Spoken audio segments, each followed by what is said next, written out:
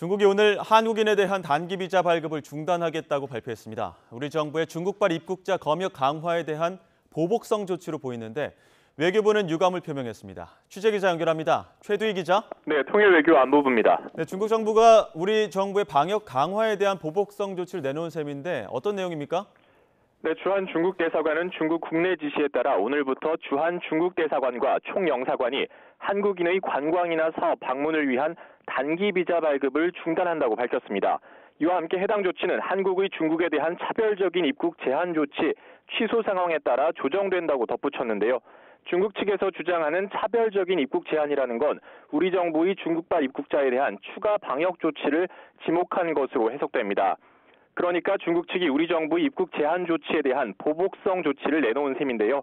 이와 관련해서 최근 우리 정부는 중국 내 코로나19 감염 확산세 등을 이유로 일부 사유 등을 제외한 중국발 한국행 단기 비자 발급을 제한하고 중국발 항공편의 추가 증편 또한 잠정 중단하기로 했습니다.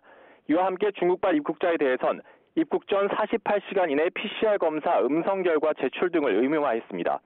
이에 대해 중국 정부는 우리 정부 등이 취한 중국발 입국자를 대상으로 한 방역 강화 조치에 반발하면서 대등한 상응 조치를 취하겠다고 경고한 바 있습니다.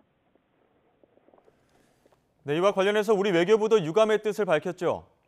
네, 그렇습니다. 외교부는 중국이 우리 국민에 대한 단기 비자 발급을 전면 중단한 데 대해 유감스럽게 생각한다고 밝혔습니다. 이와 관련해서 외교부 당국자는 외교 채널을 통해 우리 입장을 중국 측에 전달했다며 이같이 말했는데요.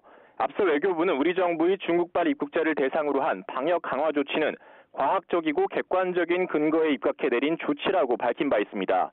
그러면서 앞으로도 우리 정부의 입장을 다시 한번 중국 측에 전달하면서 계속 긴밀히 소통해 나갈 것이라고 강조했는데요.